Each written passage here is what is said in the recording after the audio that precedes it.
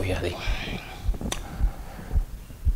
Je suis Franck Ebodé, caméraman, monteur, réalisateur. Si je suis devant une caméra aujourd'hui,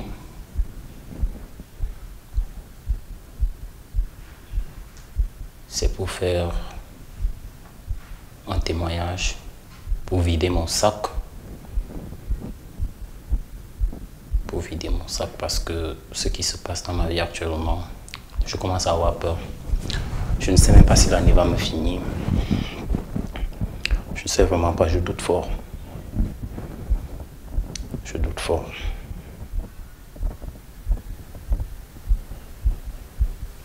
Je suis en train de broyer du noir actuellement et ça me fait autant plus peur parce que je ne pouvais pas imaginer que c'est quelqu'un de proche,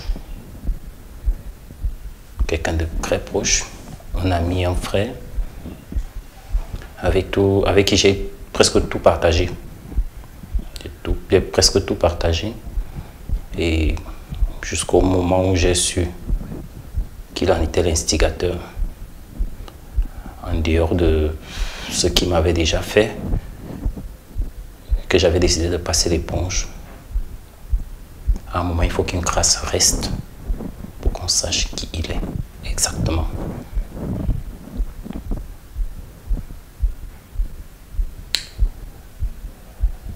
J'ai connu cette année 2023, l'année 2023 qui vient de s'achever.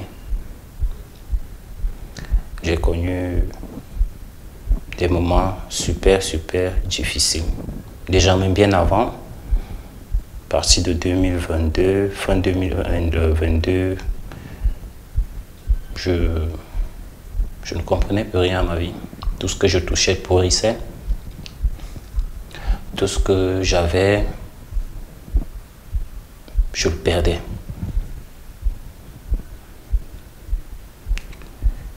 Quand je dis tout, je dis tout. Du moins presque tout, parce que je n'ai pas perdu mes enfants. Je me suis retrouvé dans une situation où j'aurais souhaité que ce soit quelqu'un avec qui je n'ai pas un lien d'amitié. J'aurais souhaité que ce soit quelqu'un que je n'aime pas particulièrement. J'aurais trouvé ça légitime. Mais que ça vienne de quelqu'un que j'ai pris comme mon frère, parce qu'il n'était pas un ami. On a commencé ami, mais il est devenu plus un frère. Parce qu'on était tout le temps partout. Dans la mesure du normal. Alors, comment je connais Bruno Bidjan? Je connais Bruno Bidjan de fin 2017. Fin 2017, oui. Oui, en 2017, je pense. Quand il vient commencer le travail à Vision 4, moi j'étais en tant que collaborateur externe. Je suis arrivé, je faisais mon taf, je rentrais chez moi, jusqu'à ce qu'on me prenne un stage pré-emploi, en essai. Et puis un jour, nous avons un directeur à cette époque, Ernest Obama. Il a fait ancrer, il le présente, c'est Bruno Bidjan, le fils de tel. C'est un enfant de la maison, il a souvent été là, mais maintenant il va vraiment travailler avec nous en plein temps. Comme ça, il salue tout le monde, sympathise en pleine salle de rédaction. Je vois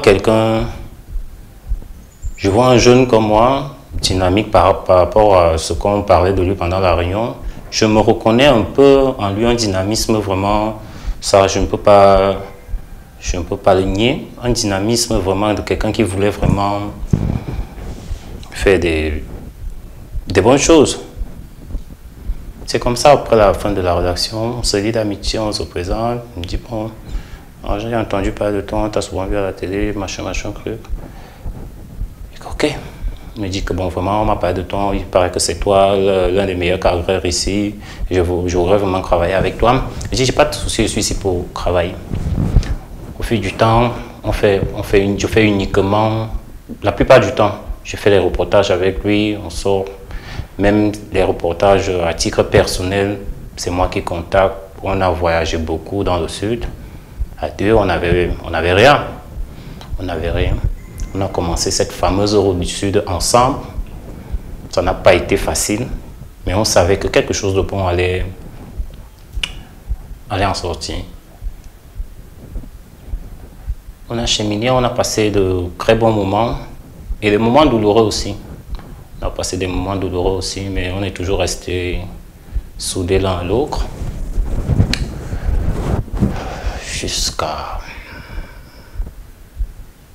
jusqu'en 2021 où tout a commencé à basculer. Alors je me retrouve dans une situation un peu inconfortable chez mon ex-employeur. Je suis suspendu pour une durée indéterminée pour quelque chose que je ne savais même pas de quoi on me reprochait, on me suspend. Je fais presque 8 mois au quartier. Mais après, je couvre un boulot ailleurs en tant que monteur maison de production, Afrobeat Production, où j'étais d'ailleurs très bien payé. Mais durant ce temps que j'étais suspendu, j'attendais à ce que mon ami qui avait déjà la cote à la maison, il était déjà proche du PDG, il pouvait me faire revenir, mais que non. Mais le jour que je pars commencer le travail, j'ai signé un nouveau contrat de travail. Mon ami m'appelle ce jour, il me dit, bon voilà, j'ai parlé au boss, il faut que tu reviennes. Il a dit que tu viens, il dit que mais quand tu m'appelles aujourd'hui, moi je vais commencer le travail demain à Bastos, c'est d'ailleurs très bien payé, c'est 6 fois ce que je gagnais à Vision car et les horaires sont tellement flexibles, on ne me demande rien, je travaille à la tâche. Quand tu me demandes ça là maintenant, je ne peux pas vraiment accepter. Il me dit non, vraiment, j'avais à donner ma parole au boss, il faut venir. Au moins, fais-moi plaisir. Si tu te dis ce qui ne te plaît pas, tu prendras ta décision. Parce que j'ai appris que tu ne reviendras, tu as décidé de ne plus revenir. Je dis qu'effectivement, j'ai décidé de ne plus revenir. C'est pour ça que j'ai cherché ailleurs. Il m'a tellement supplié. Je dis que bon, pour le lien d'amitié, de fraternité qu'on a, je vais venir. Je suis allé. J'ai passé toutes ces journées avec une caméra de vision car moi j'étais en reportage pour lui, d'ailleurs pour le boss en question. Mais à la fin de la soirée, c'est pas ce que mon ami m'avait dit. Il m'avait dit, pour moi, à la fin de la soirée, je vais te faire rencontrer le boss et puis vous allez parler et essayer de régler un certain point. Tu vas poser tes conditions. Il est même d'ailleurs prêt à accepter tout. Mais sauf qu'à ma grande surprise, à 17 h, à l'heure à laquelle il a l'habitude de partir, je vois son cortège partir. Je dis que, mais bon, qu'est-ce qui se passe? C'est que je vais aller dans son domicile? Non.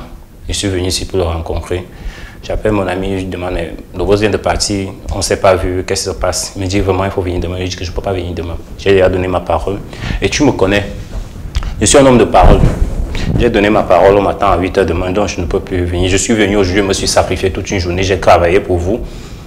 Je ne vous demande rien même d'ailleurs. Ça m'a fait quand même une certaine nostalgie, mais je ne peux plus être employé ici.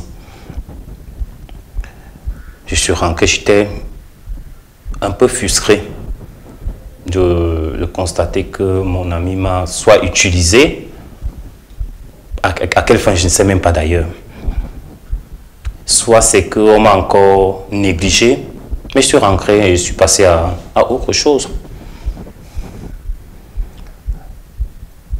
Mais à ce moment, je commence à recevoir certaines nouvelles, certaines rumeurs que je négligeais même d'ailleurs.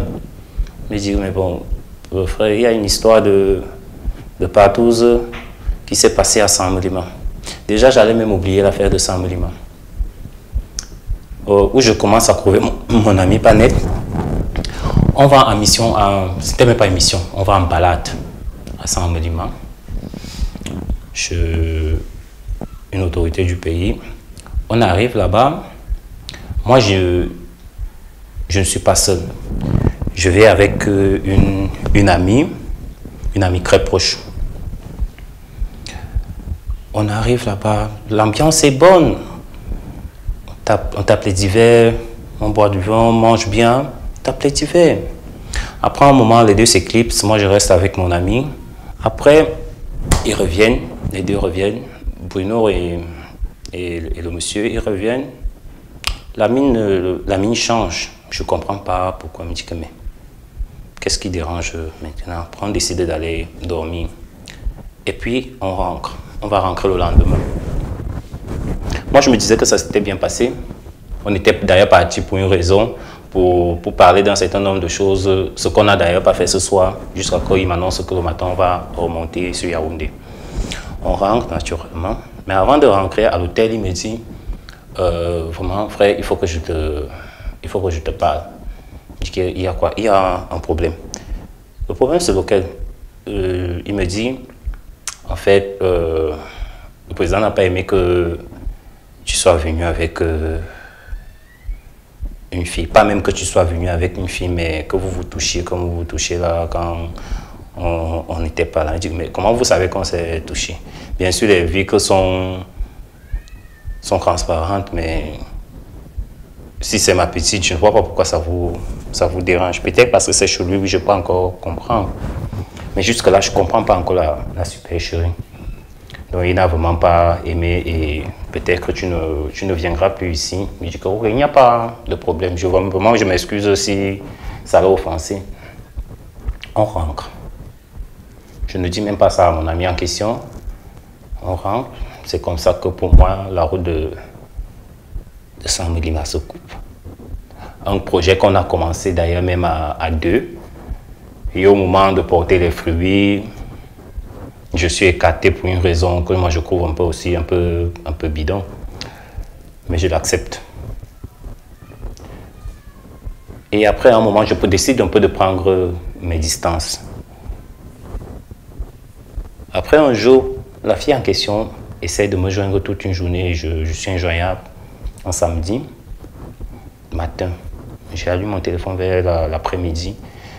Elle m'appelle, depuis que je t'appelle là, ton téléphone ne passe pas. Qu'est-ce qui se passe réellement? Je dis que je ne comprends pas. Elle me demande pourquoi tu me fais ce genre de coup. Est-ce que je te dis que je suis ce genre de fille? Je dis que mais je ne comprends pas. Tu parles de quoi? Elle me dit, tu n'es pas ici à Saint-Mélima. Je dis que non, moi ça fait longtemps que je n'ai plus mis mes pieds à Saint-Mélima. La dernière fois qu'on était ensemble, là, je me rappelle même que la dernière fois que j'étais à Saint-Mélima. La dernière fois, je pense que c'était même avec toi que j'étais à Saint-Mélima, mais depuis j'ai pris mes pieds. Elle me dit, en fait, moi, je suis à Saint-Mélima. Je dis, mais tu fais quoi là-bas? Elle me répond, mais elle de retoquer, elle me demande, toi, tu me demandes ça comment? Alors que c'est toi qui as demandé à ton frère de me faire venir à Saint-Mélima ici. Je dis, mais je vais demander à quel moment? Elle me dit, mais Bruno m'a appelé. Il m'a dit, tu as demandé qu'il m'appelle et que je vous retrouve à Saint-Mélima, au même lieu que la dernière fois. Il me dit, moi je ne suis pas à Saint-Mélima. Et si je voulais même d'abord te le dire, je serais passé vers toi directement, au moins te laisser un message. Elle me redit, il dit que c'est Bruno qui m'a dit de venir. Et d'ailleurs, ça ne s'est pas passé bien ici. Je suis rentré et je suis très furax. J'arrive à Yaoundé et on se parle de vive voix. Elle raccroche, elle arrive dans la soirée. On ne se voit pas ce jour, on se voit plutôt le lendemain. Elle me dit comme quoi Bruno lui a demandé de venir à ma demande. Et arrivé là-bas, on lui a dit comme quoi j'étais dans une brousse et puis le reportage n'est pas encore fini, je vais arriver après. Mais qu'à cela ne tienne, il va m'entretenir. Il va m'entretenir, comme moi je comprends que bon, les commodités, l'attente, le temps que je rallie, ça me demande.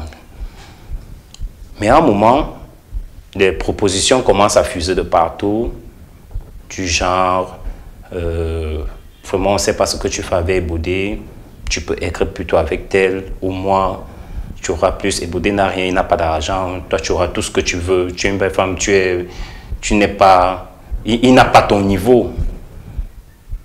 Le genre de femme que tu es là, ce n'est pas avec ce genre de gars que tu dois être. Après, il demande, vous voulez quoi concrètement? Tu dis que non, on s'amuse bien comme on est là à Croix.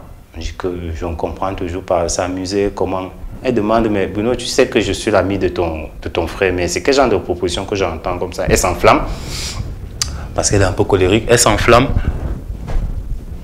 Et ça se passe malheureusement pour elle, comme elle a dit, elle avait son agent de transport, elle est remontée sur Yaoundé. Je suis choqué, je suis étonné, je n'arrive pas à comprendre. Après, elle me dit, je t'avais déjà parlé de ton frère, que tu appelles ton frère ici chaque fois. Je suis venu te parler une fois quand toi et moi, on s'est d'abord séparés. Tu l'avais appelé quand j'avais tout cassé chez toi. C'est lui que tu avais appelé pour venir t'aider à résoudre ce problème. Quand tu as demandé à ton frère et ton ami de m'accompagner, il est parti me draguer en route. Je suis revenu chez toi dans la soirée pour t'expliquer. Tu m'as dit que tu ne voulais rien entendre. Je peux comprendre que c'était la colère, que tu n'avais pas encore digéré ce qui s'est passé entre toi et moi. Mais je suis venu cet après-midi-là te prévenir. Tu m'as refoulé et je t'avais dit, un jour, tu vas me chercher et tu vas comprendre qui est ton ami que tu appelles ton frère. Honnêtement, je l'avais refoulé parce que je pensais qu'elle voulait nous cogner les têtes. C'est la première chose qui est venue dans ma tête.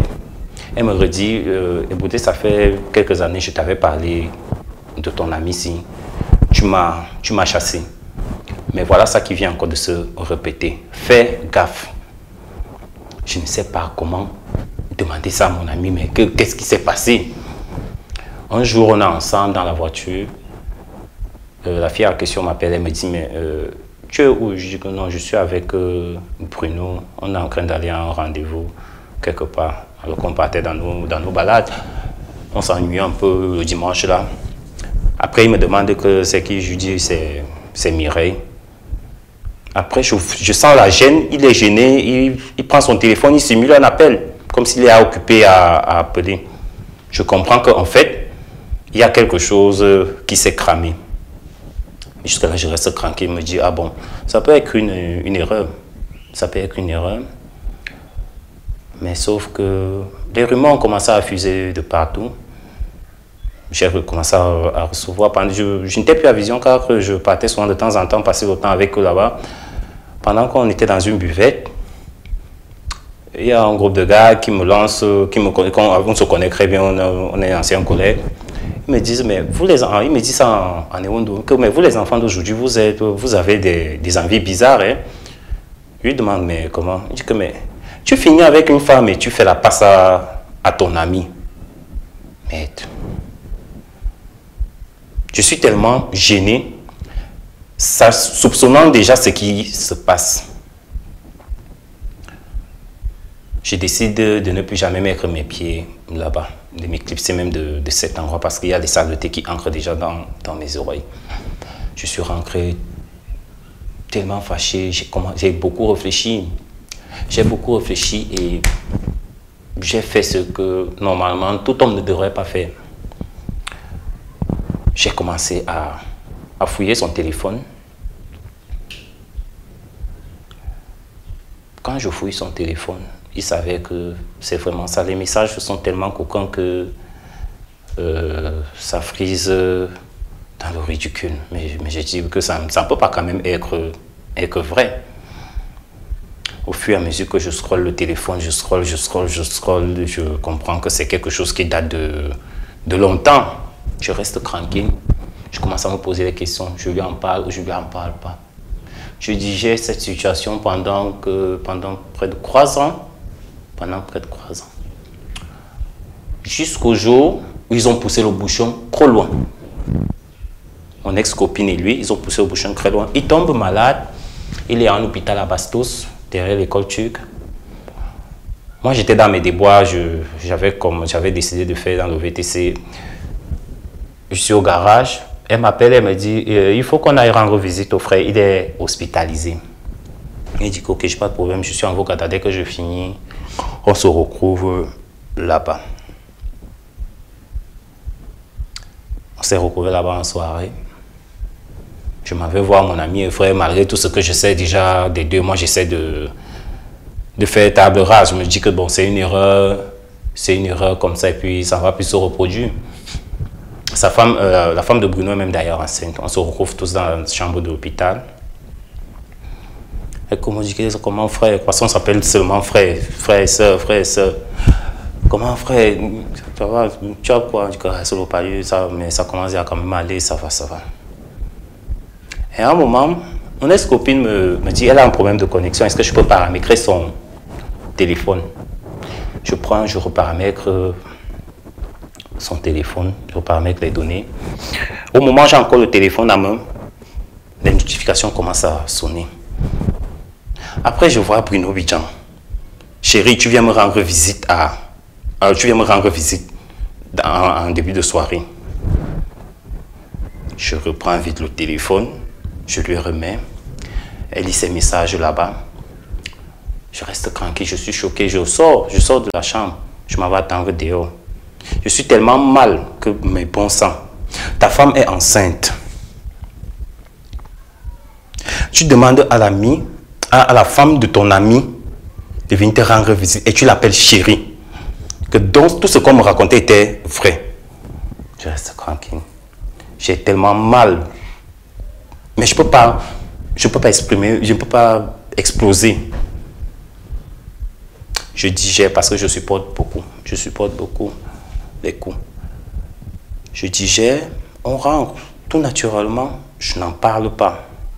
Mais pendant le trajet du retour à la maison, elle a des questions un peu que je trouve un peu bizarres, comme si elle se reprochait de quelque chose. Moi, je réponds aussitôt naturellement. Mais quand on arrive à la maison, on s'assoit et puis je lui dis, il faut qu'on parle. Il y a des choses qui reviennent dans mes oreilles là, et ça me met tellement mal à l'aise. Moi, j'ai même presque honte. Qu'est-ce qui se passe avec Bruno? J'ai appris une histoire de partouze qui s'est passée lors de votre dernière mission à Sam-Lima, où il y a même d'ailleurs eu des problèmes. C'est arrivé ensemble. Et c'est les gens d'ensemble qui me disent que voilà ce qui se passe avec ta femme ici. Moi, je n'ai pas voulu m'accrocher sur ça. Je suis que de toutes les façons, vous avez toujours à dire sur nous croire parce qu'on formait vraiment un trio. Elle, moi et Bruno, on était les hommes à abattre là-bas, puisque après Obama, il fallait mettre en difficulté tout le monde qui était très proche de lui. Elle me dit non, il n'y a rien, c'est mon frère, les gens racontent les choses partout, ils veulent seulement qu'on nous licencie, ils veulent nous faire tomber, machin. Je tombe sur le panneau, mais par rapport à ce que moi j'ai déjà vu, j'en sais déjà un rayon. Au fil du temps, je continue quand même à surveiller le téléphone, mais sans faire une scène. Ce que je découvre toujours, c'est de pire en pire. Et je me dis de toutes les façons, c'est moi qui suis allé fouiller le téléphone, donc peu importe ce que je vais voir là-bas, j'ai le devoir de digérer dans moi. Pas de scène. Mais après, il y a une tension à la maison au point où je suis déjà un peu méprisé parce que je ne travaille plus. Même où j'avais essayé mon contrat, tout s'est gâté là-bas bizarrement, je n'ai rien compris. J'ai perdu mon contrat, j'ai juste fait 3 mois là-bas. J'ai perdu mon contrat, du jour au lendemain, je ne travaillais plus, j'étais à la maison. La situation était déjà quand même un peu bizarre à la maison. Mais c'est parce que je ne travaille pas que c'est devenu comme ça. De temps en temps, il y avait l'émission à Sam-Lima. Chaque week-end, ils étaient toujours avec lui. Un jour, elle doit partir à Sam-Lima. Elle me dit vraiment, il faut qu'elle parte à Sam-Lima. Si je peux la déposer à Sam-Lima. J'ai dit, ok. On avait une RAV4 2008 en ce moment-là. Je dis, il n'y a pas de problème. Moi, je ne sais pas quel a son rendez-vous avec Bruno. À un moment, ça tarde tellement, on devait partir vers les 16 heures. Ça tarde tellement que je commence à me poser la question, mais Bruno est où depuis? Il est en train d'arriver, il a dit qu'il a encore quelque chose à faire. Aux environs de 19h, de 16h à 19h, l'attente est tellement longue que moi, je commence à me lasser. J'insiste tellement qu'il faut que moi, je t'accompagne, je te laisse, et puis je reprends la route, je reviens sur Yaoundé. Après, elle me dit, bon, en fait, il faut que je te dise la vérité. Le truc, c'est que Bruno dit que tu ne peux pas venir. C'est pour ça qu'il ne fait que tourner depuis. Je dis que, mais vous n'aviez qu'à me dire ça depuis. Pourquoi vous tournez? Vous jouez à quoi? Elle me demande qu'on joue à quoi? Mais que non. Dites-moi ça depuis. Je ne serais pas resté là à attendre. Toi, tu sais même d'abord que je n'aime pas sortir. C'était pour t'accompagner, puis basta. Donc non, c'est que le boss a dit que tu ne viennes pas, il ne faut pas que tu viennes, machin, que je reste tranquille. Ça ne fait que me confronter à ce que je pense déjà. je plie le doigt. Quelques semaines plus tard, elle doit encore se rendre à San Lima, mais pas avec moi. Parce que la voiture est gâtée. On venait tout juste de changer le moteur ce jour. Je suis rentré à la maison avec mon ami qui est garagiste. On venait à peine de rencontrer, on était vraiment fatigué. Après, elle dit vraiment, il faut qu'elle arrive à San Lima de toutes les chances. Parce qu'au départ, elle devait partir avec Bruno. Mais après, lui, il a pris une autre fille. Il est parti avec elle. Elle a constaté, elle s'est fâchée. Elle a dit, il faut seulement qu'elle arrive à San Lima. Moi, je crois que c'est un rendez-vous de travail. Non, c'était plutôt autre chose. On démarre la voiture, mon ami garagiste me dit, ça tombe même bien, on vient de changer le moteur. Ça tombe bien, on essaye le moteur, on voit comment ça réagit à l'axe.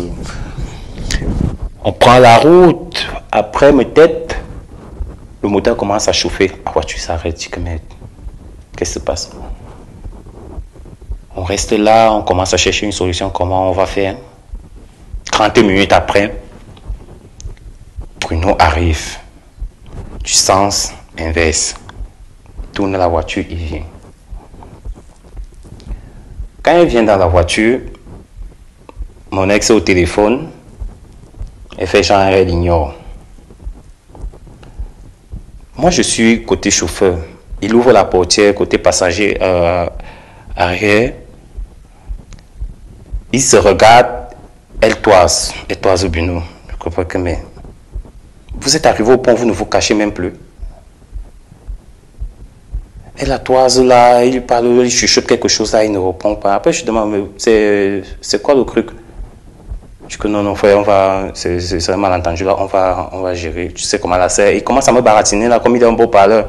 Il commence à me baratiner là. Moi, je vois la scène, je vois une scène de deux amoureux qui sont fâchés l'un à l'autre. Je dis, ok. Moi aussi, je joue le jeu. C'est comme ça que je lui dis d'abord, comme tu es encore là, le temps que tu es là, tu m'amènes un petit au carrefour le plus proche pour que je puisse acheter la colle, on colle le radiateur pour que j'essaie de rentrer sur Yaoundé avec la voiture. Il m'accompagne, j'achète la colle, il revient. Il me laisse avec le garagiste. Ils partent. Ils reviennent me chercher parce que la voiture n'avait pas marché. Ils reviennent me chercher aux environs de 22h, 23h avec mon ami garagiste. C'est comme ça qu'on remonte sur Yaoundé. Cette scène me crotte, j'oublie même l'histoire de la voiture. Cette scène me crotte tellement dans la tête que donc je viens de voir ça avec mes yeux moi-même. Je reste tranquille. La semaine qui suit, j'ai dit donc ok, et c'était proche de son mariage. J'ai envie de le dire à sa femme, à lui, pour qu'on trouve une solution et qu'on arrête. Soit il prend la femme, il part avec, soit ils arrêtent. J'appelle sa femme. Je lui dis, sœur, il faut que je te voie. C'est à propos de Bruno, mais je préfère qu'il soit là. Je préfère aussi que mon ex soit là.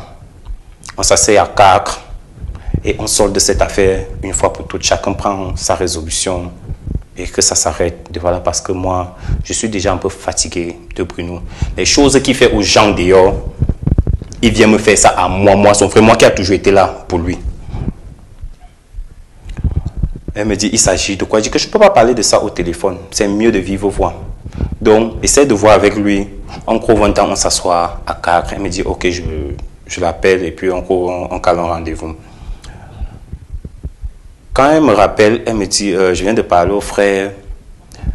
Il m'a implicitement interdit de te voir. Je lui ai demandé ce qui se passe. Il m'a dit que Aka, Ebodé dérange trop. Je dis que c'est ce qu'il t'a dit. Je dis que oui, ok. Bon, d'accord. Après, commence à me poser, qu'est-ce qui se passe vraiment? Elle insiste, elle est tellement insistante que je change plutôt de bouche. Je lui dis non, c'est pour une histoire d'argent. Mais qu'à cela ne tienne, un jour on va se voir et on va en parler de vive voix. Elle-même commence, de son côté aussi, elle menait déjà les enquêtes. De son côté, elle avait un certain nombre d'informations. Elle reste tranquille. Et moi, je me rétracte surtout parce que je réfléchis encore, attends, le mariage est proche. Si tu éclates cette bombe maintenant, le mariage se gâte. Ça va te retomber sur la tête. Tu vas culpabiliser, monte, tu descends, tu vas culpabiliser que tu auras caché un foyer. Quitte à ce qu'elle apprenne d'elle-même, mais pas de toi, laisse tomber. Si tu peux, pardonne. Digère ta frustration, ta colère, ta déception, ta trahison, mais laisse tomber. Ça peut engager autre chose qui va aller au-delà. Je laisse tomber. Moi, je me dis qu'elle a gobé à ma version. Mais sauf que à la veille, quelques jours à la veille du mariage, sa femme m'écrit, elle me dit, frère, il faut qu'on parle. Je dis, ok, lance l'appel WhatsApp. Elle me dit, en fait, je suis au courant de tout. Je suis au courant de tout. Je me rappelle la dernière fois que tu en as parlé au téléphone, que je t'avais dit même que le frère avait interdit que je te voie plus, que je te parle même plus. J'avais senti quelque chose de louche. Quand toi, tu m'as dit que c'était une histoire d'argent, j'ai compris que c'était quelque chose de louche parce que tu t'es jamais pris des histoires d'argent avec Bruno. Moi, je connais ma personne. Je sais qu'il est compliqué à faire argent. Mais j'ai su que c'était une façon détournée de ne plus parler du problème. Je suis au courant de ce qui se passe avec ta femme et Bruno. Et ça, depuis. Au moment où j'ai appris, j'étais tellement déçu, fâché, surtout d'elle, à cause de la relation qu'on avait, que moi, je l'ai fait licencier. Je dis, attends, ça, tu me racontes quoi là? Elle me dit que oui, le licenciement de ta femme ne vient pas de ce qu'on te raconte là. C'est moi qui suis allé demander personnellement au boss de la licencier. Parce que lui-même, il est au courant. Mon Dieu. Puisque ça, elle me dit que non. Moi, je pensais même qu'en le faisant, ça va atténuer la situation. Mais moi, je pense que ça ne fait que perdurer. Elle dit que ça t'engage là-bas. Tu as fait ce que tu voulais, mais moi, je m'étais rétracté parce que j'allais culpabiliser Créma que si ça se gâtait à cause de cette histoire, ça allait me retomber dessus. Tant mieux comme toi-même, tu as découvert. Mais qu'à cela ne tienne, de moi, de mon côté, je préfère faire table rase de ça. J'oublie. Je considère que c'est une erreur. S'ils sont sérieux, ils vont continuer. Ça va se limiter que j'ai un enfant avec elle. Donc, fais ce que tu veux là-bas, ça ne me regarde plus. Moi, je crois que cette histoire s'arrête là. Avant que mon ex ne voyage, il s'est passé encore une scène surréaliste à Place, à Carrefour Ardan. On est en train de faire les achats pour son voyage. L'avant-dernier jour, je pense. On est assis là-bas, on rencontre une ex-collègue là-bas aussi. On décide de s'asseoir pour manger midi. On parle de tout et de rien. Le téléphone de mon ex sonne. C'est Bruno qui appelle. Nous connaissons tous la mine d'une femme qui parle avec un homme dont elle a des sentiments, elle a des trucs. Et tout ça se passe devant moi. Et ce qui me choque le plus, c'est que je l'entends, elle, lui répondre au téléphone, qui est ta deuxième femme? Tu t'es marié, non? Laisse-moi tranquille. Je suis assis sur la même table. Mon corps tombe dans le ventre. Elle finit son appel, je fais comme si de rien n'était. Quand elle raccroche, ils ont leur causerie là-bas. À un moment, ils ont commencé à chuchoter. Je me suis demandé que mais cette fille ne me respecte même pas. Elle arrive à ce point. Jusqu'à elle lui dit même que non, le frère là, il est en face de moi. Mais vous avez... C'est surréaliste. Je dis ok, finit son appel. Pendant on continue la causerie. Après, elle me sort un truc. Vraiment, alors où je suis là maintenant, peu importe ce qui arrive, moi je fais ce qui est dans ma tête, je vis ma vie tranquillement. Je suis encore assis sur la table. Je reste tranquille, on finit les achats, on rentre à la maison. On rentre un peu tard. Le soir, je l'ai appelé au balcon, je lui dis, en fait, il faut qu'on parle. Moi, de tout ce qui s'est passé entre Bruno et toi, moi j'avais décidé de laisser. J'ai même d'ailleurs laissé. Faites ce que vous voulez, chacun a sa vie. De toutes les façons, on n'est pas encore mariés, donc tu as encore c'est ton droit de choisir quelqu'un d'autre. Si ce n'est pas, ce ne reste que par respect pour mon âge, au moins par pitié. Il y a les choses qu'une femme devrait s'abstenir de faire. Tu sais que je sais déjà ce que vous trafiquez à deux. Mais ça ne t'empêche pas quand même d'avoir une conversation aussi intime avec lui devant moi, devant ta copine. Non. Là, tu m'as montré à quel point je n'étais un rien du tout. Non, ce n'était pas pour te blesser. Je ne me suis même pas rendu compte. Je dis que justement, tu ne t'es pas rendu compte. C'est pour ça que je suis moi me resté tranquille. Et comme on était au milieu des gens, je ne voulais pas. Je n'ai jamais d'ailleurs fait une scène comme ça devant les gens avec toi. Donc du coup, j'attendais qu'on rentre à la maison et que je te pose vraiment la question que qu'est-ce qui t'arrive? Tu es sûr que tu as encore toute ta tête? Tu es envoûté? Qu'est-ce qui t'arrive? Je te reconnais? Je ne te reconnais pas.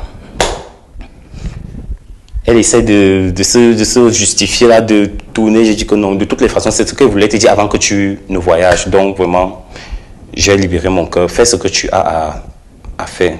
Quant à moi, je sais déjà où est ma place. Elle voyage, je m'avais même d'ailleurs accompagné à l'aéroport à Douala et prendre son vol et part.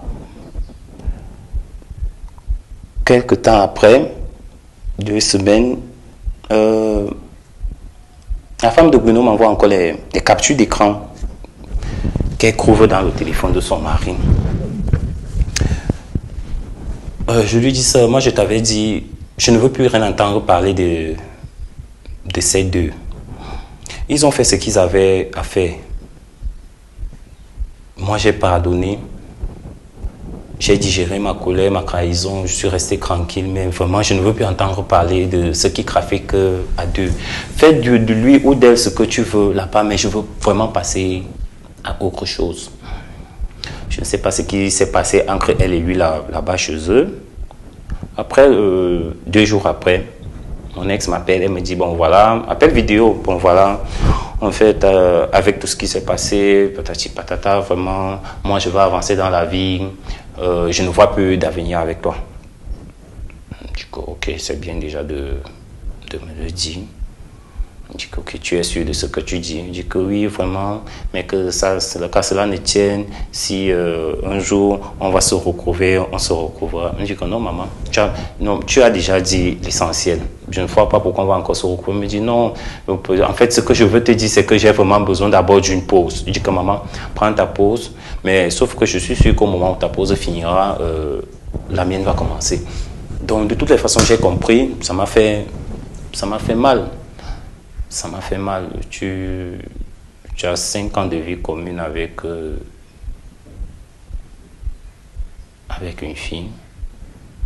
D'ailleurs, pour la petite histoire, on s'est connus, on n'avait rien. Je vivais dans une chambre insalubre. Il faut pas nier son passé. Une chambre insalubre, j'ai passé des moments très difficiles avant de commencer à Vision 4. On est quitté de la chambre en studio, du studio à un appartement au quartier Fouda. Un appartement même que mon frère nous avait retrocédé. Je me suis posé la question que, mais à un moment, qu'est-ce que j'ai fait à Bruno? Qu'est-ce que j'ai fait à Bruno un jour pour qu'il en arrive là? Je ne comprends pas. Je l'ai méprisé un jour, je l'ai trahi un jour. Je me pose 1001 questions. Que frère, tu as fait 2 semaines en cellule au GMI quand on t'avait arrêté pour l'histoire de ta femme. Personne d'autre ne savait où tu étais. Moi, j'étais avec toi chaque jour, matin et soir. Je rentrais la nuit. Je m'occupais de toutes tes autres courses. Même ta famille ne savait pas, ou même ta mère ne savait pas où tu étais. J'ai gardé le secret. J'étais seulement avec toi tout le temps. Tout ce dont tu avais besoin, j'étais là. Bruno, on a fait la route de Saint-Melima ensemble. Il y a des fois, on avait même les crevaisons et les gens, comme parfois, on portait les gens en route pour essayer de jongler avec le carburant qui vomissait dans la voiture. Je finissais de nettoyer. Bruno, avec tout ce qu'on a vécu ensemble. qu'est-ce que je t'ai fait? Que tu arrives à prendre la mère de mon enfant.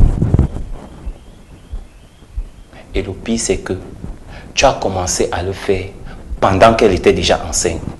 C'est-à-dire que tu n'as même pas eu froid aux yeux. Ça ne t'a même pas gêné que non, c'est la femme d'un frère. Donc, ce que tu faisais à Obama, quand il t'envoyait souvent accompagner ses amis qui venaient souvent au bureau, toi, tu les détournais. Elles devenaient tes copines. Tu viens me faire ça à moi. Non, Bruno. Tu es allé trop loin. Tu es allé trop loin. Je me suis posé une question, mais qu'est-ce qui n'a pas marché? Mais après, je me suis dit, bon, ok, j'ai décidé de pardonner, je pardonne et puis ça passe. D'ailleurs, même en vouloir à quelqu'un, c'est trop de travail, j'ai pas ce souffle-là. J'avais commencé à avoir des problèmes cardiaques, j'avais des palpitations, je respirais plus bien, j'avais même déjà peur. Tout ça se passe, personne n'est au courant, à part sa femme à lui. Je gère cette histoire seul parce que moi, j'ai honte quand on va la prendre, mon Dieu. Elle est connue. Elle passe à la télé. Par contre, moi, je suis plutôt derrière la caméra. Ça va l'éclabousser. Je sais, c'est un peu ça qui m'a retenu. J'aurais réagi comme un bon étonne. J'avais des idées obscures qui passaient dans ma tête. Je voulais faire quelque chose à Bruno pour me venger. J'avais vraiment des idées obscures dans ma tête. Et à un moment, je me suis posé la question, mais Ebodé, c'est pas toi. Ce qui est en train de passer dans ta tête là, ce n'est pas toi. Tu n'es pas quelqu'un comme ça. Il ne faut pas que cette situation t'atteigne vraiment au point où tu vas faire des bêtises ou quelque chose que tu vas regretter. J'ai commencé à me parler. J'ai digéré comme je pouvais. Elle est partie. J'ai continué mon petit bout de chemin. Mais pendant qu'elle finit ça, elle finit de me dire tout ça, on s'est entendu sur rester tranquille. Moi, je reste tranquille. J'ai mal. Je dis, je viens de perdre celle que j'aimais, en dépit de toutes celles que j'ai refusées. D'ailleurs, même celle, la fille avec qui j'étais à 100 millimètres, parce qu'on s'est connus au moment où elle aussi était en ballottage, donc je devais choisir entre elle et la mère de mon enfant. J'ai plutôt choisi la mère de mon enfant parce qu'elle était plus calme. J'ai commencé à regretter, mais qu'est-ce que j'ai fait comme ça? Pourquoi j'ai fait un mauvais choix? Et pourtant, tout allait bien, c'était calme. On a évolué ensemble. Elle m'a même fait évoluer. Je vous dis, je sortais de rien. Je ressemblais à rien, j'étais un squelettique.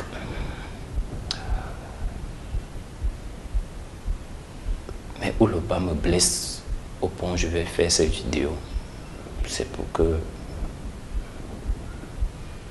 si jamais le combat me dépasse, parce que quand je vais retourner où je dois aller, si jamais le combat me dépasse, il faut que les gens sachent ce qui s'est passé dans ma vie, parce que même aucun membre de ma famille n'est au courant de tout ce que je traverse depuis. Aucun membre de ma famille n'est au courant, ni ma mère, ni mes frères et sœurs, personne.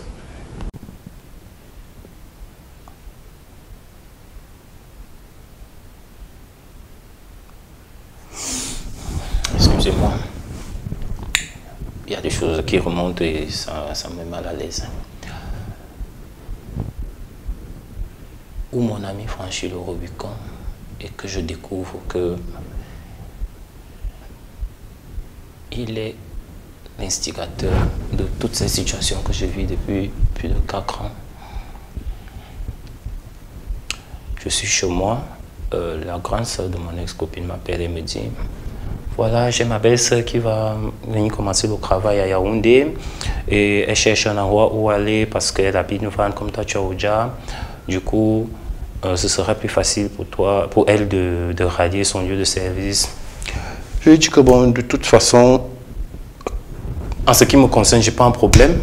J'ai pas un problème, mais tu sais, j'avais ta soeur, J'ai été avec ta soeur et ses effets sont même d'ailleurs encore ici à la maison. Donc du coup, il serait plus judiciable, il serait plus correct que tu en parles d'abord avec elle et avec ta maman. La réponse qu'ils donneront, c'est avec elle que je vais me plier parce qu'il ne faut pas qu'il y ait d'amalgame après. Elle me dit, ok, je te rappelle, je demande. Elle me rappelle 15 minutes après, elle me dit, ok, j'ai demandé à maman, j'ai aussi parlé à ma petite soeur, elles sont d'accord. Je dis, ok, il n'y a pas de problème. Passe-moi donc le numéro de la fille et puis je lui indique la maison et je vais laisser la clé d'ailleurs à la fenêtre. Elle va trouver le motoman, même qui va l'accompagner à la maison, va lui montrer l'appartement où je suis. Ça se passe, la fille s'installe à la maison. Elle a sa chambre, parce que c'est une maison de 3 chambres, elle a sa chambre. Après, 2 semaines après, de temps en temps, elle rentre dans sa famille à Ebolova. Quand elle rentre dans sa famille, le deuxième voyage qu'elle fait, elle revient, elle me dit, il y a une situation, en fait, je ne sais pas comment te parler de ça. Il y a ma soeur, voilà, elle crête les gens et elle a eu une vision sur toi, donc du coup, elle a demandé à sorte que tu l'appelles. Je dis, de toutes les façons, au point où j'en suis, rien d'autre ne peut plus me surprendre avec tout ce que j'ai déjà vécu. Je viens de perdre 6,5 millions que j'ai confié à quelqu'un de garder. L'argent a disparu comme par enchantement, comme par sorcellerie. Je suis à bout, je ne sais pas ce qui se passe dans ma vie, tout ce que j'essaie de faire, rien ne marche plus, je perds tout. Les voitures même se sont gâtées, même la voiture que je viens d'acheter pour commencer à faire Yango avec la voiture me dérange énormément. Je lui ai dit de toute façon, je vais réfléchir, je vais voir. 2 semaines passent, elle envoie encore la nouvelle, elle dit que j'ai dit, dis à la personne chez qui tu habites. Elle vient encore me dire que ma grande soeur dit, ma petite soeur dit, dis à la personne chez qui tu habites de venir me voir, c'est urgent. S'il ne vient pas, c'est son problème. Je vous aurais prévenu. Je prends un peu peur, j'ai dit ok, je prends le téléphone, je l'appelle un après-midi. Je me présente, elle me dit oui, ok. Elle me dit, je ne veux pas te parler au téléphone, mais il faut que tu arrives ici à Ebolova aujourd'hui. Passer le délai, moi je ne pourrais plus rien pour toi.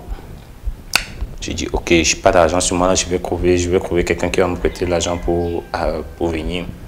Je ne vais pas d'ailleurs voir ma baïresse qui me donne l'argent de transport. Je prends la voiture.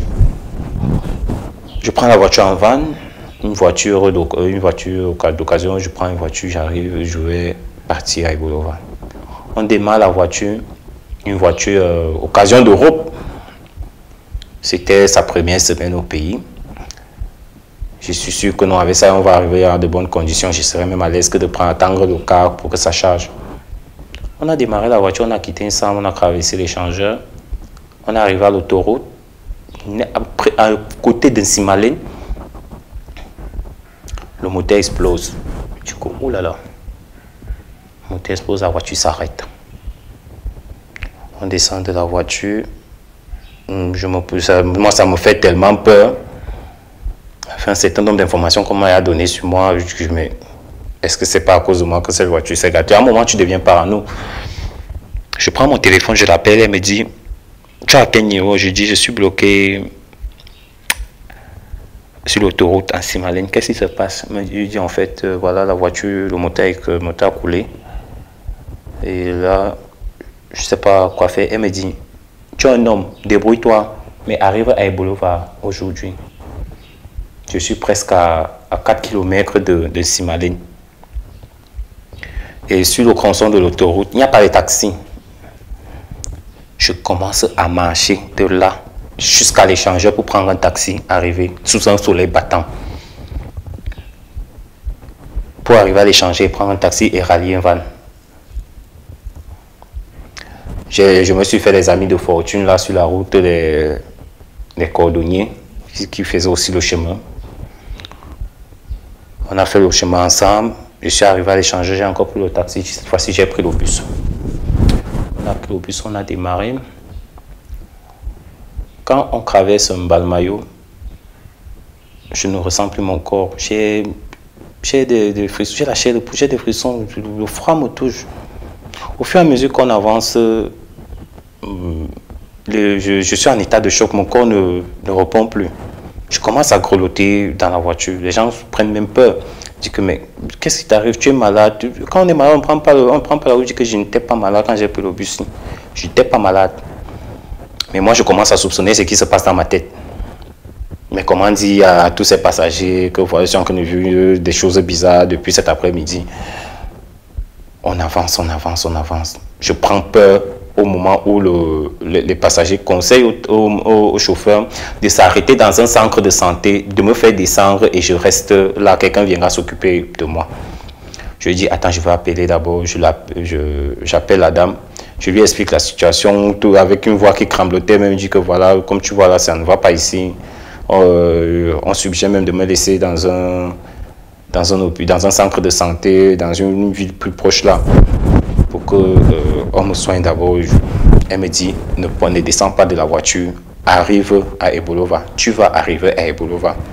Elle me dit, quand tu vas raccrocher, tu as pris ta Bible comme je t'ai dit. Elle me dit, oui, ok. Lis tel psaume, tu le lis 7 fois. Tu vas arriver. Moi qui ne connaissais pas ouvrir la Bible avant, j'ai commencé à apprendre parce que j'étais déjà touché. J'ai ouvert une Bible que la mère de ma fille m'avait offerte et que je n'avais jamais ouverte.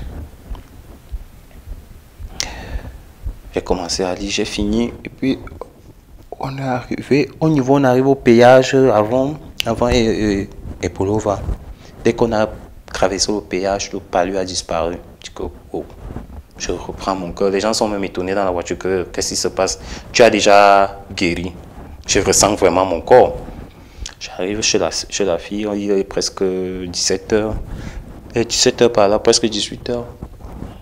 J'arrive, bon, comme c'est une famille qui me connaît aussi un peu parce que ma belle-sœur est là-bas, mon ex-belle-sœur est là-bas. J'arrive, je salue les gens qui sont dehors. Quand je vois entrer, on me ferme la porte au nez. Brutalement, je suis même étonné que c'est quel genre d'accueil ça. Elle envoie la nouvelle que dites-lui de rester d'abord là-bas dehors. Je reste dehors, je suis même un peu frustré que je ne peux pas demander à quelqu'un de venir et puis tu lui fais ce genre de scène. Je dis que ok, je vais rester, je digère. De toute façon, tu as digéré plus que ça, donc rien ne peut plus t'étonner. C'est dans cet état d'esprit que je suis, rien ne peut plus m'étonner. 15 minutes après, on ouvre la porte. Elle dit, il peut ancrer. Tu vois comment elle verse c'est l'encre devant la porte. Elle me demande de m'asseoir juste en face d'elle. Elle me demande, ça va, tu t'appelles qui? Je m'appelle Franck Ebodé. Ça va. Elle me dit que si ça allait, je n'allais pas venir ici. Elle me dit, en fait, ne vois pas comment on t'a fermé la porte là. C'est qu'en fait, c'était pas le moment. Quand tu es arrivé, tu m'as surpris, tu m'as même pas dit que tu étais à côté de la maison. Je me serais préparé en conséquence. En fait, ce qui se passe, c'est que tu n'es pas seul. Je lui dis, mais je ne suis pas seul. Comment? Il dit que non, tu n'es pas venu seul. Il y a toute une légion à ta suite. Tu n'es pas seul. Donc, je ne pouvais pas accepter que tu entres comme ça sans que je ne barricade la maison. C'est quand même une maison d'habitation. Il y a des gens qui vivent ici, là, donc il y a des choses que je ne peux pas laisser ancrer. Donc, ne te fâche pas. Voilà ce qui s'est passé réellement. Je suis d'abord stupéfait que une légion. Je dis que bon, allons-y. Nous sommes déjà à ce niveau. Elle me dit, après elle me pose la question, pourquoi tu es allé ancrer dans une secte? J'ai ancré dans une secte. Elle me dit, oui, je te pose encore la question, pourquoi tu es dans une secte?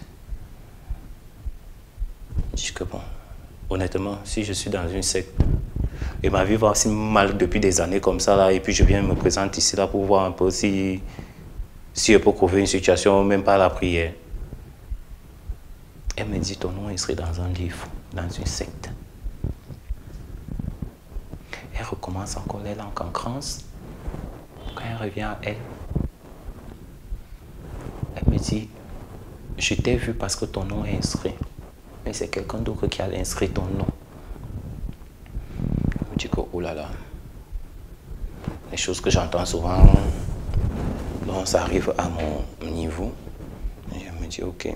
Elle me dit, tu travailles avec la personne, tu es très intime avec la personne, tu es très lié avec la personne, c'est une relation vraiment forte, vous êtes vraiment très liés.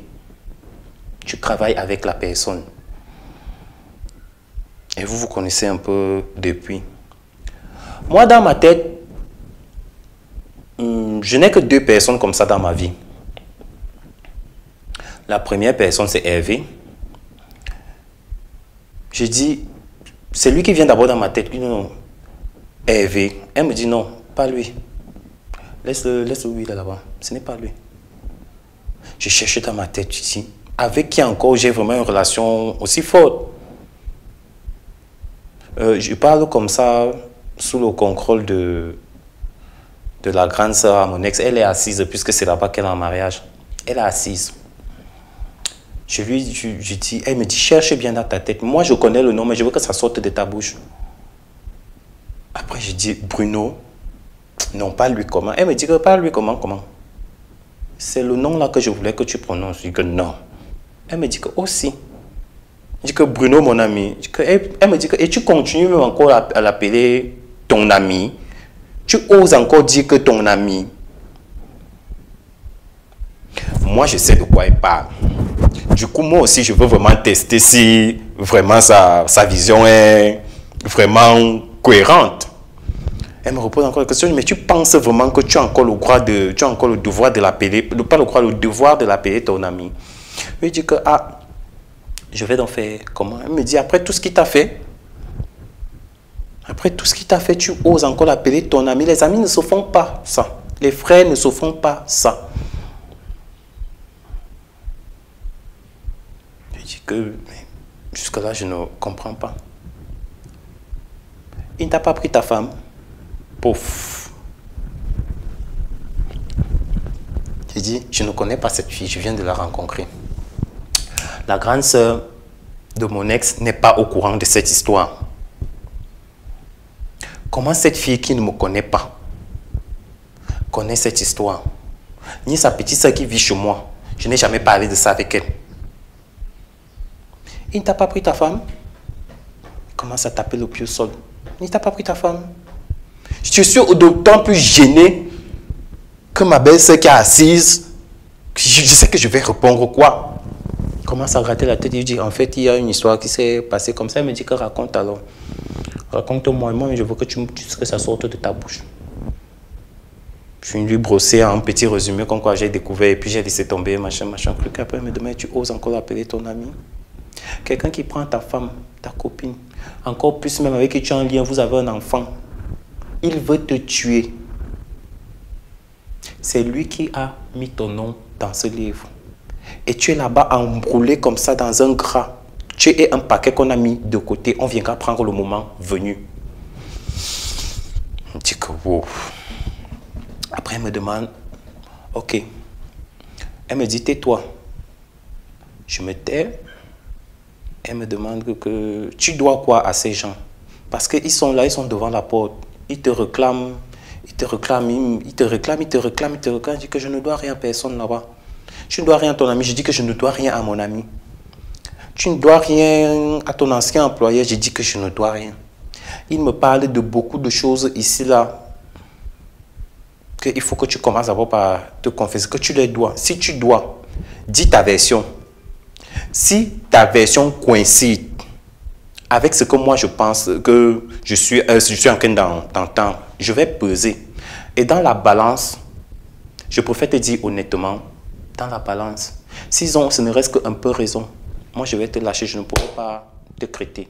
Ils vont te prendre et c'était bon pour toi. Je lui ai été que je ne sais pas ce que je dois ni à mon ami, ni à mon ancien employeur. Tout ce que j'ai eu là-bas, c'était sur l'effort du travail avec ma copine. Donc du coup, on ne doit rien là-bas.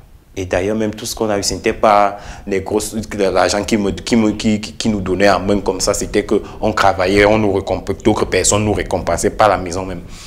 Elle dit, ok. Après, étant l'oreille, elle dit que vous avez donc entendu, non. Maintenant, vous pouvez partir. Elle est en train de parler à la porte. Moi, je ne vois rien. Elle est en train de parler à la porte. Elle dit que maintenant, vous pouvez partir. Et la personne qui va rester va écoper. Après, elle commence à parler seule là. Je trouve ça tellement bizarre. C'est la première fois que je vois ça de mes yeux. En dehors, dans les documentaires, je vois ça de mes yeux. Du coup, wow, ça devient sérieux. Après un moment, elle ferme la porte. Elle me dit, bon, ok, il est 18 h. On va d'abord commencer par une séance de prière. Mais avant de commencer la prière, elle me dit, est-ce que tu es sûr que tu veux te faire crêter? Je lui dis, oui, je suis fatigué de vivre la vie que je vis là. Je suis devenu presque un clochard. Je vis des dons. Tout, rien ne marche. Tout se gâte. Même la voiture que j'ai laissée à Yaoundé actuellement, là, que je devais faire Yango avec, tout s'est gâté. Je ne fais plus rien actuellement. Je ne sais même pas comment elle vit pour payer les factures. Elle me dit, si on commence, quand il y aura la réponse de l'attaque que tu as subie, est-ce que ça ne va pas te gêner que ça se répercute sur la personne qui a fait ça? Je dis qu'au point où j'en suis, moi-même j'ai des enfants. J'ai 2 enfants. Donc moi je vais me sacrifier pour quelqu'un qui veut m'abattre et pour qui même j'avais décidé de laisser passer un certain nombre de choses que non, je t'avais promis que je serais ton frère à vie, mais toi tu ne fais que enchaîner les erreurs comme ça, là, je sais pas, les trahisons comme ça, là, je dis que non. Au point où j'en suis, je suis fatigué. Si c'est comme ça, moi-même, il faut que je me protège parce que moi-même, j'ai une progéniture. Je ne sais pas qui va s'occuper de mes enfants quand ils ne seraient plus là. On engage, peu importe ce qui arrive, je suis prêt. Je dis ok, on a engagé la prière. Ce jour-là, on m'a mis dans un cercle de sel. Pour ceux qui sont très poussés dans la spiritualité, ils comprendront ce que c'est que mettre quelqu'un dans un cercle de sel. Oh mon Dieu, j'ai reçu des sensations, j'ai ressenti des sensations que je n'ai jamais ressenties dans ma vie. Picotement, affaiblissement des genoux, le corps qui fait mal, les courbatures qui reviennent, tout, donc à peu près tout ce que je ressentais dans la voiture quand je venais. Je suis tellement déjà mal que je veux même m'accroupir, je ne tiens pas debout dans le cercle. Elle me dit reste debout. On engage à prier jusqu'à 20 h. Elle ne fait que crier sur moi. Elle prie, elle prie, elle prie, elle crie sur ma tête. Elle prie, elle prie, elle prie. À un moment, à 20 h, elle a dit, elle est un peu fatiguée, on va continuer demain. Je dors. Je ne sais pas où je me retrouve. Là, toute la nuit, là, je ne sais pas où je me retrouve. Elle me dit, après, elle me dit, j'espère que tu n'es pas pressé parce que la prière, ce n'est pas comme chez les praticiens, ça prend du temps. J'espère que tu n'es pas pressé. Je dis que maman, oui, je suis là. Aucun enfant ne m'attend à la maison. Si ça peut m'enlever du coup, je me couvre. On continue, on continue, on continue. Pendant des jours, on est dans les séances de prière, on est dans les lavages avec les bains, les encens. On est à la fin de l'année de décembre 2023. Un matin, elle se lève, elle dit, elle voyage. Elle prend son sac, elle passe sans crier garde. Elle me laisse les séances de prière que je dois rester faire et les bains que je dois utiliser. Je finis dans l'après-midi. Je commence à laver mes petits habits que j'avais, que j'étais parti avec là-bas et Bolova. Le palu me reprend encore. Nous sommes le 31. Non, nous sommes le 30. Entre le 29 et le 30. Je me rappelle même plus bien de la date. On va bientôt fêter le réveillon. Je pense que c'était le 30, oui. C'était le 30. 30 après-midi. Un palu indescriptible m'arrête. Je ne comprends pas ma tête. Je force quand même à finir de rincer mes habits, je les sèche. Quand je finis de sécher les habits, je ne tiens plus debout. Je rampe presque pour aller dans la chambre me coucher. Étant là-bas, je grelotte, je sens mon corps est glacé. Donc c'est glacé, ça chauffe, c'est glacé, ça chauffe, les frissons, la chair de poule. Je commence à prier dans le cœur que ouais, ta fille, si tu as commencé un travail sur moi maintenant, tu as voyagé. Quand tu me laisses comme ça là maintenant, je sais que qu'est-ce qui est en train de se passer. Moi, je n'ai pas les yeux pour voir. Je prie dans le cœur, je prie dans le cœur, je prie dans le cœur. De temps en temps, sa maman vient me regarder dans la chambre, mais qu'est-ce qui ne va pas? Elle aussi, quand elle engage, elle est dans la prière avec moi, elle engage, elle engage, elle engage. À un moment, je suis à bout, je dis que ouais, la fille, c'est pardon, viens. Viens, je commence à parler dans mon cœur, pardon, viens. Moi, je ne sais pas qu'au moment où l'attaque a commencé, elle a pris la route, elle est revenue. Vers 17 h, je la vois débarquer. Elle m'appelle, elle me dit, lève-toi. Elle avait même balancé sa valise dehors, elle me dit, lève-toi, couvre-moi au salon. J'ai dit que je ne peux pas me lever. Elle me dit, tu vas te débrouiller. Son grand frère veut même venir me soulever. Elle me dit, elle dit à son grand frère, laisse-le. Il faut qu'il se lève de lui-même et arrive au salon. S'il n'arrive pas, moi je ne sais plus quoi je vais faire. Je me bats là, je m'enroule au sol, j'arrive au salon. C'était pas quand même loin. Quand j'arrive au salon, elle me remet dans le cercle, mais cette fois-là, je suis assis.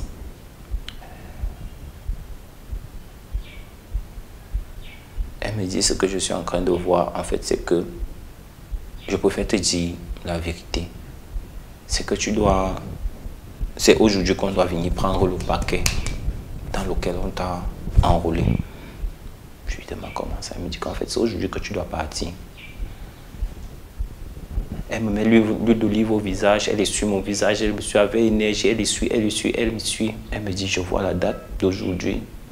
Elle recommence encore, elle essuie, elle essuie, elle essuie. Elle me dit, je vois la date et je vois l'heure. Elle me dit, en fait, 20 h ne devait pas sonner que tu respires encore. Je dis que waouh. Elle me dit que ça, on va prier. Tu vas aider pour que on t'enlève de là. On a engagé la prière là, dans les 5 minutes qui suivaient. De 17 h à 20 h, je parle comme ça avec témoin, de 17 h à 20 h 08. Moi, j'ai roté, j'ai vomi. Non-stop.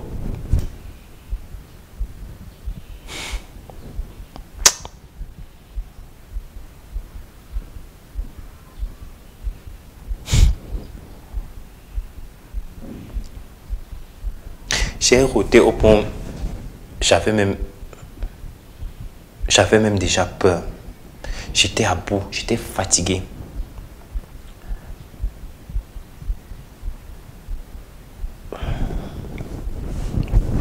J'étais fatigué.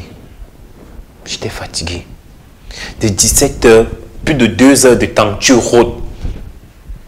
Chose qui est humainement impossible.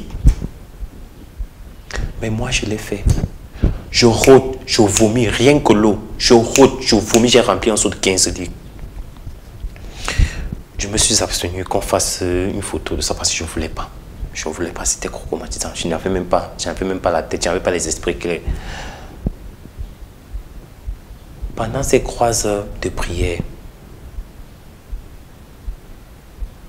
mon corps a commencé à réagir net comme dans les films d'exorcisme. Je me recouvre un moment avec ma main qui griffonne quelque chose. Quand je lui montre, elle me dit laisse. Écris seulement ce que tu es en train d'écrire là, écris, laisse. Après je lui demande, je suis en train d'écrire quoi? Elle me dit que non, ce sont des gens qui sont là, ils viennent négocier. Ils sont en train de négocier que s'ils peuvent me payer pour que toi, moi je te laisse partir. Je dis que, oh là là, c'est sérieux là. Pendant que toutes ces scènes se passent, ma petite soeur qui me suit, elle est mal, elle a Yaoundé, elle est mal chez elle. Elle se sent tellement mal. Et comme le téléphone que j'utilisais, je l'avais éteint parce que je ne voulais pas de message, c'était un petit téléphone, il n'y avait que les SMS que je recevais. Je l'ai éteint. Elle ne sait pas où je suis. Quand elle me dit, quand je suis arrivé à Yaoundé, elle me dit, la seule personne que je sais qui est en difficulté, c'est toi. Alors j'ai eu un pressentiment, quelque chose ne va pas. J'ai commencé à demander où tu es. J'ai demandé à tout le monde qui te connaît, qu'on ne sait pas où tu es. J'ai demandé à ta bailleresse, personne ne sait où tu es. Et effectivement, j'avais voyagé, je n'ai dit à personne. Alors tout ça se passe. Ma fille me dit, bon, ok, il est 20 h, il est passé. Je pense que c'est bon, mais quand le combat n'est pas fini, on va continuer. Je suis tellement fatigué, la nuit passe. Je fais un cauchemar, je ne sais pas si c'est un cauchemar ou un songe. Bizarrement, je rêve de mon ami. Je rêve de mon ami, il est bien sapé, comme toujours d'ailleurs. Il est bien sapé, il est dans un champ de maïs. Et dans le champ de maïs, il est venu faire une récolte. Mais la récolte, c'était comme quand tu déterres les tiges de manioc. Mais c'était un épi de maïs. Une tige de maïs. Quand il enlève, au lieu des racines, c'est plutôt un sac, un filet. Et quand il retire le filet, quand il touche le filet qu'il veut porter, le filet se fend. Au départ, je vois les liasses d'argent. Au départ, je vois des liasses d'argent. Mais au fur et à mesure que ça se verse au sol, ça se transforme en asticot. Je dis, oh, je prends pas, c'est quoi ça? Je suis même où comme ça? Il fait ça sur 2 croix-tiges. C'est le même résultat. Je prends pas, les asticots sont déjà versés au sol partout. Je prends pas, je me réveille, il est 2 h du matin. Je n'arrive plus à dormir. Je ne peux pas m'asseoir dehors. Comme il faisait tellement chaud à Ebolo, je ne peux pas m'asseoir dehors. C'est comme ça que le matin me couvre. Quand il se réveille, la première question, elle ne me dit même pas bonjour. Parce qu'elle est bizarre, il y a des moments où elle est là, où un moment elle n'est pas là. Les esprits prennent souvent le dessus. Elle me demande, tu as rêvé de quoi aujourd'hui? Avec le visage froissé, tu as rêvé de quoi aujourd'hui? Je lui dis, pour la première fois, j'ai rêvé de mon ami. Depuis que je le connais, je n'ai jamais rêvé de lui. Je n'ai jamais fait un rêve où il est même participant, rien. Elle me dit, il y avait quoi dans le rêve? Je lui explique. Elle me dit, en fait, moi-même, je t'ai vu cette nuit. J'ai rêvé de toi cette nuit. Et où tu étais en train d'être retiré de l'endroit où tu étais. Et ça rejoint ce que toi, tu as vu. Tu n'es pas un enfant, tu peux déjà interpréter le travail que ton ami fait dehors. Et tu n'es même pas d'ailleurs le seul. Même les filles, toutes les filles qu'il a couchées, que celle qui aura la chance de s'en apercevoir cherche à se secréter. Je dis que, oh. Je dis que de toutes les façons, moi je suis décidé, je veux sortir de là. Dans l'après-midi, mon frère Hervé, c'est le seul qui sait. D'ailleurs, parce que quand je suis arrivé à Ebolo, vu ce que je partais faire, c'est le seul que j'ai contacté. Je lui fais un message, je dis que bon, voilà frère, à ce niveau, il faut au moins qu'une personne soit au courant de l'endroit où je suis. Voilà la situation. Il me dit, en passant même, ce que tu es en train de me raconter là, moi je suis dépassé. Moi je viens même te demander comme ça là que ton frère Bruno te cherche ici là à Yaoundé, il demande à tout le monde. Je lui demande que quoi? Il me cherche. Il me cherche pourquoi? Et tu lui as dit quoi? Il dit que non, je ne sais même pas où tu es, ton téléphone ne passe pas. Je suis même arrivé chez toi, je ne t'ai pas vu. Il dit que de toutes les façons, tu t'en tiens à ta version. Je dis que tu ne m'as pas vu. Comme toi, tu es encore là-bas, il sait que au moins il y a une personne qui connaît mes faits et gestes. Mais j'oublie une partie. Comment mon nom se retrouve dans les choses bizarres? Pendant qu'elle me fait la consultation, elle me pose la question de savoir qui t'a remis une somme d'argent en main dans un bureau. Dernièrement, la dernière personne qui t'a remis l'argent en main dans un bureau, c'était qui? Du coup, je ne me rappelle pas. Je cherche dans ma tête, je ne me rappelle pas. Je cherche. Elle me pose la question, elle insiste. Elle me dit, je connais le nom, mais il faut que ça sorte de ta bouche. Je n'arrive pas. Jusqu'à que je rentre sur Yaoundé pour me préparer psychologiquement et matériellement avec ce qu'il va falloir. Je ne me rappelle toujours pas, je prends le bus, j'arrive à Yaoundé, je reste à la maison, je commence à réfléchir. Mais la question là, c'est vraiment la seule question que je n'ai pas pu répondre. Je commence à faire un rewind dans ma tête. Okay, j'ai passé une bonne période, je n'avais même pas 5 francs, je n'avais même pas 10 000. Donc du coup, la dernière fois que j'ai eu l'argent, c'était quand? La voiture ne fonctionne pas depuis, donc je n'ai pas pu faire Yango. Donc du coup, personne ne pouvait me redonner l'argent. Je commence à réfléchir. Après, je me rappelle que La seule personne qui m'a donné l'argent dans un bureau, c'était Bruno. Et ça se passe comment? Bruno m'appelle un soir, il me dit, frère, ça c'est vers le mois d'août. Le mois d'août comme ça, frère, vraiment, j'ai quelques sous à te remettre là. Passe au bureau demain à 8 h. Je me suis dit, tu es sérieux là? Il me dit, oui, oui, non, non, de toute façon, on se voit demain matin, passe au bureau à 8 h. Il raccroche. Je suis tellement étonné parce que je connais mon frère. Chiche la mort, il a son barème.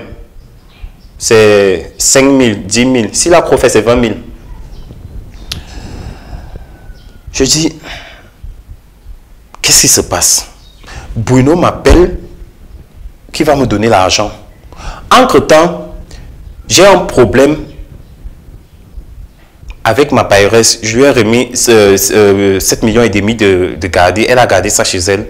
L'argent a disparu là-bas via sa fille. Avec tout l'argent de la réunion, même elle se retrouve dans les problèmes aujourd'hui. Maintenant, je suis parti le voir que je voulais. Il a commencé à mettre la pression à ma paieresse. Si on peut lui faire une citation directe, parce qu'il m'a dit qu'il connaissait le président du tribunal. De première instance, oui, je pense. Il avait promis même m'accompagner là-bas. Depuis moi, je te dis que aide-moi avec tes relations que toi tu as. Tu ne m'aides pas. Je dis, ok, je vais quand même partir. Je suis arrivé le lendemain matin. J'ai même d'ailleurs trouvé sa petite soeur à lui. Elle était là. Lui, il n'était pas encore là. On est resté là, on a commencé à causer. Mon ami est arrivé. Il est entré dans son bureau. Il a d'abord fermé la porte à clé. Alors que d'habitude, quand je le voyais souvent, j'entre dans son bureau sans cogner. Je ne me fais même pas annoncer chez la secrétaire. On me connaît d'abord. À chaque fois qu'on se voyait, c'était sans protocole. Parfois, même quand il faisait souvent émission, c'est moi qui gardais souvent les clés de son bureau. Mais il est arrivé directement, il est entré par la deuxième porte, il a fermé. Après, sa secrétaire est entrée. Quand sa secrétaire est sortie, elle a encore fermé. Après, elle a dit que non, vous attendez un peu. Il va vous recevoir. Depuis quand mon ami a le protocole pour me recevoir? Je dis que bon, ok. Il y a quand même un grand directeur, donc du coup, accorde-lui cet honneur. Après, il reçoit d'abord sa petite soeur. Après, il m'appelle. Il me dit, bon, voilà, frère, je voulais te donner quelque chose. Ouais, je vais sortir là, j'ai un rendez-vous très important. Je me souviens bien, il fait sa veste comme ça, il prend l'argent, il me donne. C'était 50 000. Je suis tellement étonné. Quand il compte l'argent, je le regarde comme ça. Je dis que non, non, non, c'est pour... Il me dit, non, c'est pour toi. Je le regarde comme ça, je dis que je suis tellement étonné que... Bruno, 50 000, qu'est-ce qui s'est passé? On se sépare. Je sors de l'immeuble. J'appelle sa femme. Il dit, allô, sœur. Comment? Elle me dit, non, ça va. Je dis que, dis-moi un peu, je ne comprends pas. Il y a une scène qui vient de se passer là. La scène est un peu surréaliste pour moi. Je ne comprends pas. Je dis, tu as fait quelle position au frère hier dans la soirée que il m'a appelé hier soir, que couvre mon bureau, il me tend 50 000, ce qu'il n'a jamais fait. Elle me dit, ah bon? Je dis, oui. Ah, c'est que c'est bien, peut-être que c'est qu'il est en train de changer. Je dis que, Bruno changer. Ah, si c'est ça, tant mieux. Mais c'était vraiment bizarre. Après, je ne pense même pas si je suis rentré avec cet argent. Comme la voiture avait des problèmes, je suis parti directement au garage. J'ai fait quelques dépenses avec l'argent, n'est pas même pas arrivé à la maison. J'ai cru que j'ai fini d'arranger la voiture. La voiture a commencé à me déranger le même soir. Je suis rentré. C'est là que je me rappelle. J'appelle donc ma crétante, je lui dis, en fait, la question que tu m'as posée, je viens de me rappeler. Je lui explique, comme je suis en train de raconter là. Elle me dit, je t'ai dit que je savais qui. Je le vois. Je vois ta vie. Tu ne peux même pas imaginer tout ce que tu as fait. Je vois ta vie. Donc quand je te pose une question, même quand tu me réponds, je sais qu'à un moment, tu me dis presque toute la vérité. Je dis que voilà donc le travail de ton ami et frère. Toi-même, tu vas décider de toi-même pour venir te faire créter. Ça, c'était une parenthèse que j'ai failli même oublier. Quand j'apprends qu'il me cherche, ça c'est le 31, avec tout ce qui s'est passé hier. Et ce qu'on m'a dit, comment il allait réagir. Je dis que, oh là là, ça existe. Ça existe. Parce que jusque-là, non, il y avait quand même, tout honnêtement, il y avait une petite partie de moi qui doutait encore. J'ai compris que le mal est profond. Je dis que non, tu ne peux pas me prendre ma femme. Parce que même le travail, même, j'ai reçu des informations comme quoi il en était l'instigateur parce qu'il fallait m'écarter d'un Sam. Il m'a écarté de Sam Lima. Et tout ce qu'on a gagné là-bas, il a gardé. Je ne lui ai jamais rien reproché. Mais si tu arrives au niveau où il faut en finir avec la vie de quelqu'un, c'est pas osé. C'est pas un peu gros là. Tu ne pousses pas un peu le bouchon, loin, frère.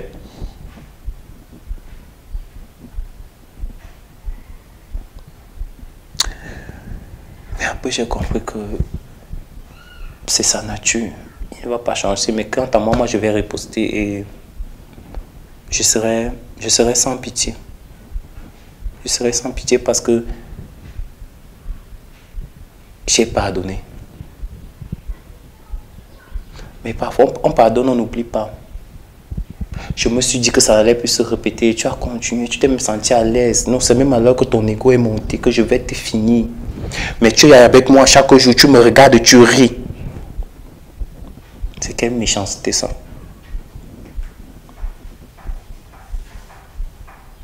Du coup, je me suis résolu à faire ce témoignage.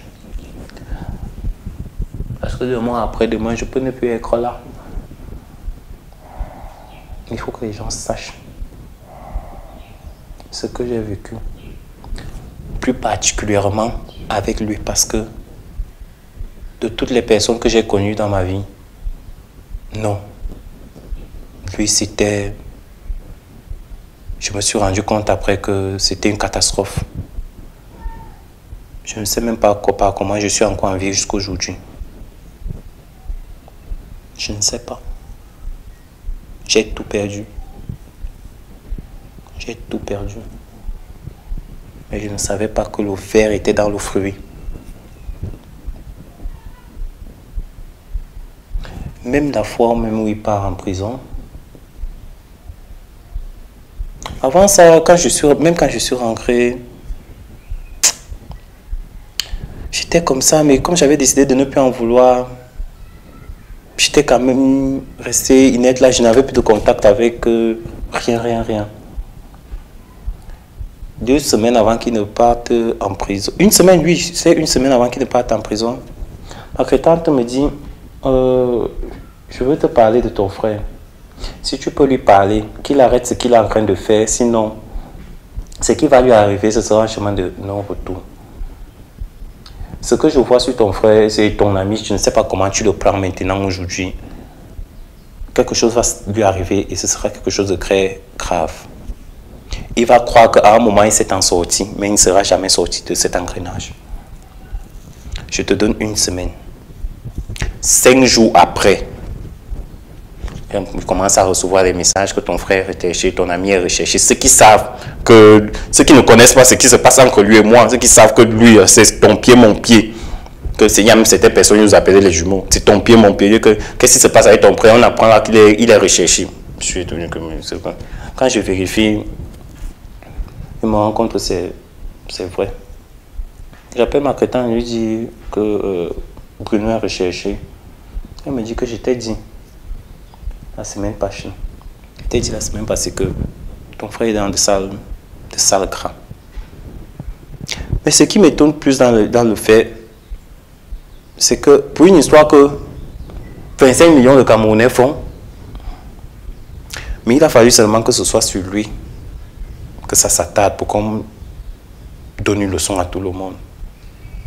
J'ai commencé à culpabiliser. Mais est-ce que c'est pas mon traitement qui est en train d'agir sur lui ou bien c'est quelqu'un d'autre? Je commence même à culpabiliser que non, il faut que j'arrête. Il ne faut pas qu'il détruise sa vie. S'il a voulu détruire la mienne. À un moment, tu es révolté. À un moment, tu as pitié. À un moment, tu es révolté. À un moment, tu es révolté.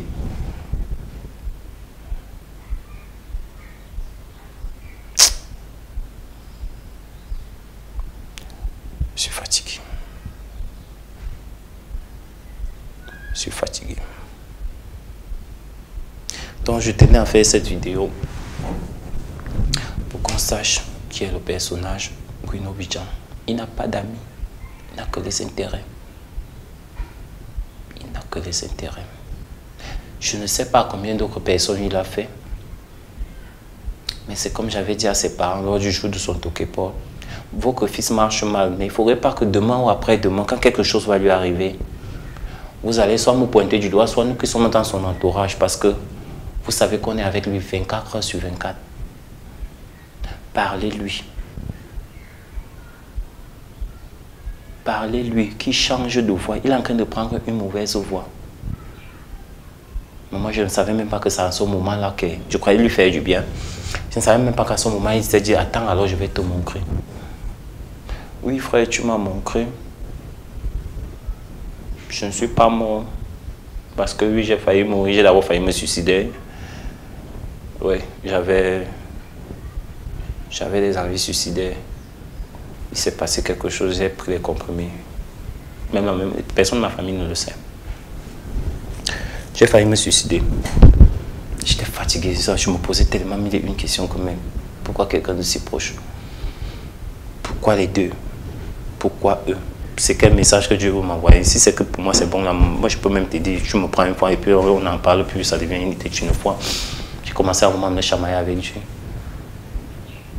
Ce n'était plus ça, j'ai commencé à fumer. J'ai commencé à prendre les sachets parce que c'était les deux seules choses qui me calmaient les nerfs. Ça me faisait un peu oublier un temps. Mais après ça revenait.